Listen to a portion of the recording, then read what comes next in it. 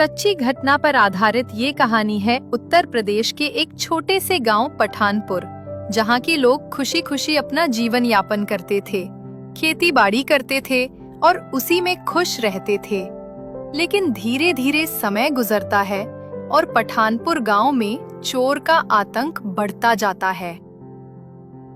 अरे माया, सुनती हो? इस बार हमारे गांव में चोर का खौफ बहुत ज्यादा हो गया है। कहीं आने जाने के लिए 100 बार सोचना पड़ता है। खबर आई है कि पास वाले गांव में धेनु परिवार के सभी परिवार को चोर वालों ने जान से मार दिया है और उनका जो भी सामान था चुरा ले गए हैं। आप सत्य कह रहे हैं जी, ये खबर मैंने भी सुनी है। गांव में आजकल ये बात बहुत चर्चा में चल रहा है। सबके जुबान पर सिर्फ धेनु के परिवार की बात चल रहा है जी। समझ में नहीं आ रहा है कि ये बाहर वाला कर रहा है या कोई अपना ही। हमें किसी न किसी तरह इसका पता लगाना होगा कि आखिर ये कर कौन रहा है। ये चोर का काम है या किसी घर वाले का? नहीं तो धीरे धीरे यह सिलसिला बढ़ता जाएगा। आज धेनु के परिवार वाले इसका शिकार हुए हैं, कल हम भी हो सकते हैं। इसलिए हमें सावधानी बरतनी होगी। इस गरीबी में हमारा जेवर ही सहारा है जी। अगर चोर जेवर भी ले गए तो हम लोग जीते जी मर जाएंगे। घर में जो थोड़े बहुत जेवर हैं, वही हमारे लिए बहुत है। अगर आगे चलकर कोई मुसीबत आएगी तो कम से कम हम जेवर बेचकर अपना थोड़ा मुसीबत तो कम कर सकेंगे। अगर चोर उसे भी लेकर चले जाएंगे तो हम लोग क्या करेंगे? इसलिए आप इसे कहीं छुपा दे। मैं तो कहती हूँ उसे जमीन के अंदर काट देना ही सुरक्षित रहेगा। तुम सत्य कह रही हो माया, लेकिन पहले मैं अपना खेत देख आता हूँ कि कहीं फसल में कीड़ा उड़ा तो नहीं लग गए हैं। फिर मैं तुम्हारे जेवर को कहीं छुपाता हूँ। माया से इतना कहकर विराज अपने फसल देखने के लिए खेत की ओर निकल पड़ता है। कुछ देर बाद विराज अपने खेत में पहुंचता है। फसल को देखकर विराज बहुत पसंद हो जाता है और कुछ देर बाद विराज अपने घर की ओर लौट आता है।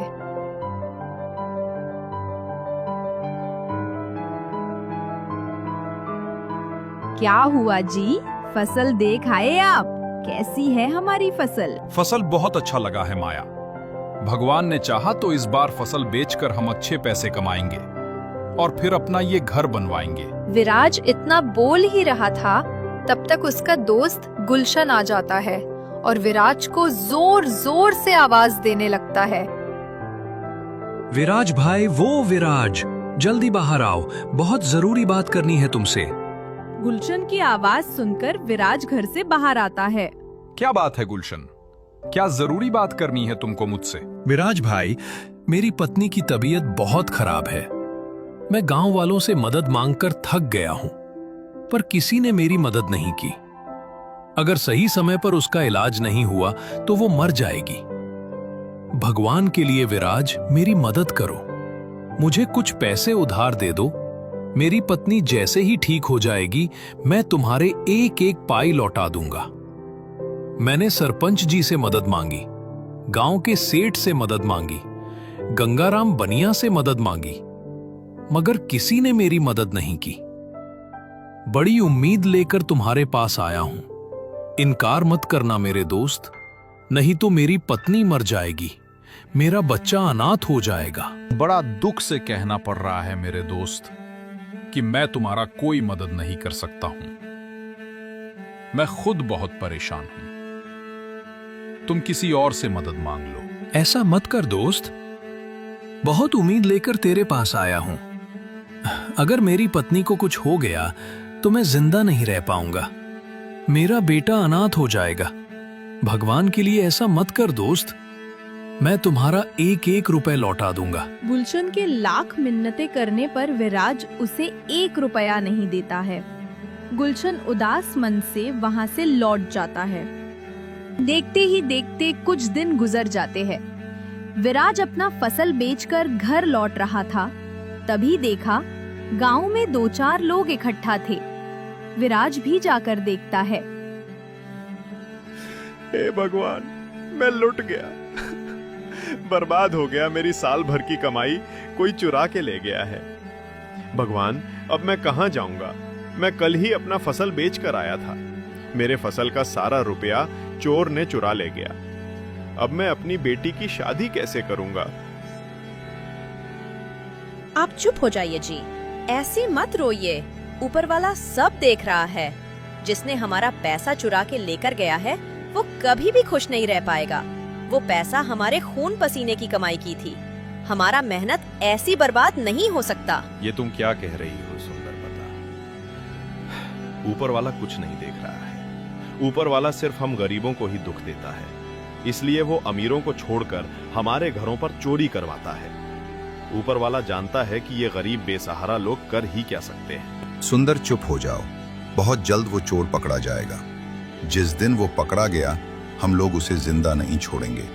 सब लोग एक काम करो, आज रात भर हम पहरा देंगे और जब तक उस चोर को पकड़ नहीं लेंगे तब तक हम पहरा देंगे। जी सरपंच जी, हम सब आपके साथ हैं। आज रात भर हम अपने गांव की रखवाली करेंगे।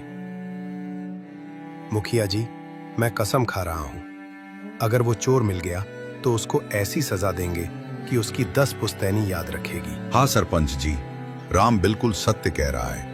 इस बार अगर वो चोर मिल गया तो हम लोग उसको बहुत बड़ी सजा देंगे। पिछली बार जब उसने धेनु के परिवार वालों को मार डाला था और हम लोग चुप हो गए थे, इसलिए उस चोर ने समझ लिया कि ये लोग कुछ नहीं कर पाएंगे। लेकिन इस बार हम ऐसी गलती नहीं करेंगे। जब तक वो चोर नहीं मिल जाएगा, जब तक हम अपने गांव की रखवाली करेंगे। बातें करते करते शाम हो जाती है। थोड़ी देर बाद दिन ढलने लगता है। गांव के सभी लोग पहरा देने लगते हैं। तभी अचानक एक ड्रोन आकर विराज के घर के ऊपर रुकता है। उस ड्रोन को देखकर लोग हैरान हो जाते हैं और लोग छुप जाते हैं, क्योंकि उन्हें ड्रोन के बारे में बिल्कुल नहीं पता था। अरे बब्बू, देख ऊपर ये क्या है? मैंने तो इसे पहली बार देखा है। लाइट भी जल रही है। आखिर ये है क्या चीज? कहीं ये कोई बॉम्ब तो नहीं है? हाँ राम, इस चीज के बारे में मुझे भी नहीं मालूम है कि ये है क्या। सुबह हम लोग सरपंच जी से जाकर बताएंगे इसके बारे में। हो सकता है उन्हें कुछ मालूम हो। कुछ ही देर बाद वो ड्रोन वहाँ से चल देता है और कुछ दूर जाने के बाद वो ड्रोन गायब हो जाता है। अगली सुबह होती है। विराट जोर जोर से रोने लगता है। क्या हुआ विराज, तू रो क्यों रहा है? सब ठीक तो है ना? कुछ ठीक नहीं है मुखिया जी। मैंने अपना फसल बेचकर जो पैसा लाया था किसी ने चुरा लिया। मेरी साल भर की मेहनत बर्बाद हो गई। कल ही फसल को मैंने बाजार में बेचा था। जो पैसे मिले थे चोर ले गए। सोचा था जो पैसे हैं मेरे पास उनसे मैं अपना घर बनवा लूंगा, लेकिन सब कुछ बर्बाद हो गया। आखिर ये कैसे हो सकता है गांव वालों? हम लोगों ने रात भर पहरा दिया लेकिन चोर का पता नहीं लगा पाए और वो चोरी करके चला गया। आखिर वो चोर कौन है जो इतनी शातिर से चोरी करके चला गया और हम लोग पता नहीं कर पाए? सरपंच जी, जब रात को हम लोग पूर्व दिशा की ओर निगरानी कर रहे थे तो कोई यंत्र विराज के छत के ऊपर आकर रुका। हम लोग उस यंत्र को देखकर डर गए और जब सुबह हुई तो विराज के रोने की आवाज सुनकर हम लोग समझ गए कि ये चोरी कोई आदमी नहीं कर रहा है, वही मशीन आकर चोरी करके ले जा रहा है। सुनो राम और गांव वाले सब सुनो, अगर वो यंत्र किसी को दिख जाए तो तुरंत मुझे बताना। जी मुखिया जी, हम तुरंत आपको बताएंगे। अगर वो मशीन हमें दिखेगा तो। इतना कहकर राम वहाँ से घर लौट आता है। दिन ढलता है, रात होती है। फिर गांव के सभी लोग पहरा देने लगते हैं। जैसे ही आधी रात होती है वो ड्रोन दयाराम के छत पर आकर रुकता है। विराज उस ड्रोन को देख लेता है। वो तुरंत मुखिया जी के पास जाता है और सारी बात मुखिया जी को बताता है। मेरी बात ध्यान से सुनो गांव वालों, वो चोर जो भी है हमें इसी यंत्र से देख रहा है। हमें बहुत सावधानी के साथ काम करना होगा। जरा सा भी शक नहीं होना चाहिए कि हम गांव वाले उसे पकड़ना चाहते हैं। इसलिए जो भी काम करना बड़ी सावधानी से करना होगा। हमें कुछ समय यही इंतजार करना होगा, फिर देखते हैं ये ड्रोन किधर जाता है।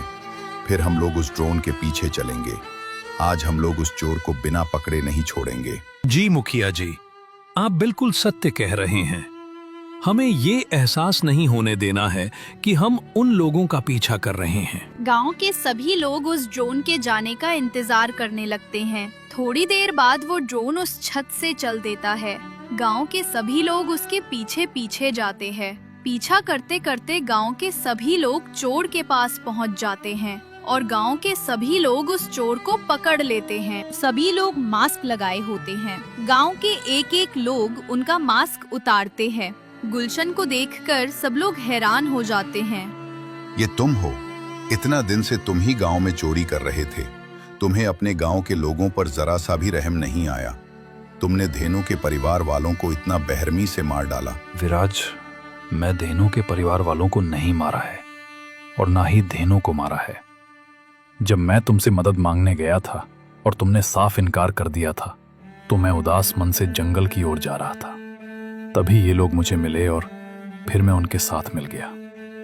मैं गांव के हर एक व्यक्ति से भीख मांगा कि मुझे अपने पत्नी का इलाज करवाना है, लेकिन किसी ने मुझे 1 रुपया नहीं दिया। और तुम लोगों की वजह से ही मेरी पत्नी आज इस दुनिया में नहीं है और मैं बुराई के रास्ते पर चल पड़ा सिर्फ तुम लोगों की वजह से। अगर तुम लोग उस समय मेरी मदद कर देते तो शायद आज मेरी पत्नी जिंदा होती और मैं आज इस रास्ते पर नहीं होता। गुलशन, मैं जानता हूं कि तुम्हारे साथ बहुत गलत हुआ, लेकिन तुमने भी गांव के लोगों के साथ अच्छा नहीं किया। जिनके साथ तुम्हारा बचपन बीता, तुम उन्हीं को लूटने लगे। हमें अपने किए पर पछतावा है, लेकिन मैं मजबूर था कि तुम्हारी मदद नहीं कर सका। लेकिन तुमने भी बहुत गलत किया है गुलशन। तुम्हें ये रास्ता नहीं पकड़ना चाहिए था।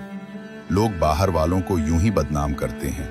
बाजी तो अपना ही मारता है। हम लोग बाहर वाले को चोर समझ रहे थे, लेकिन असली चोर तो हम सबके बीच में ही छिपा था। सरपंच जी, मुझे माफ कर दीजिए। मुझे ये रास्ता नहीं पकड़ना चाहिए था, लेकिन मैं मजबूर था। जब आप लोगों ने मेरी मदद करने से साफ इनकार कर दिया और उसी वक्त मेरी पत्नी भी मर गई, तो मेरे मन में आप सबके लिए नफरत पैदा हो गई। मैं किसी न किसी तरह आप लोगों से बदला लेना चाहता था, इसलिए मैं इन लोगों के साथ मिल गया। अब मैं दोबारा ऐसी गलती नहीं करूंगा सरपंच जी। नहीं गुलशन, हम लोग तुम्हें माफ नहीं करेंगे। जिस तरह शेर के मुंह में खून लग जाता है और फिर वो शिकार करने लगता है, उसी तरह तुम्हें भी चोरी की लत लग गई है।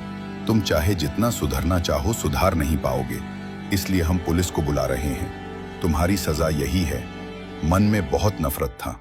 अगर तुम्हारी जगह पर कोई और होता तो हम गांव वाले उसे अब तक जान से मार दिए होते, लेकिन तुम अपने ही निकले, इसलिए मैं तुम्हें पुलिस के हवाले कर रहा हूँ। गुलशन से इतना कहकर मुखिया जी पुलिस को बुला लेते हैं। पुलिस गुलशन को ले जाकर थाने में बंद कर देती है।